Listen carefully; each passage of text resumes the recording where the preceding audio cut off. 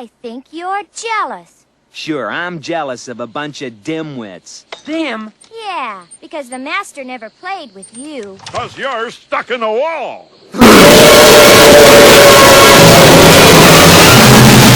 So, it's back to that stupid static again.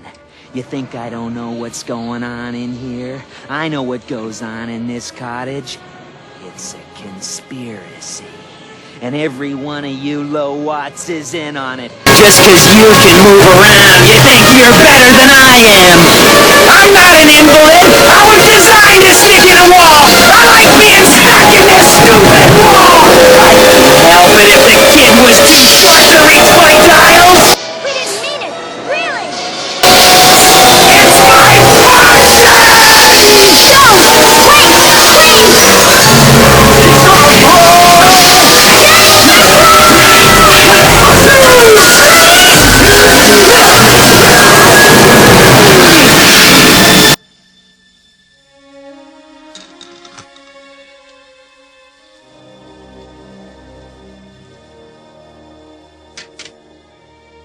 Poor air conditioner.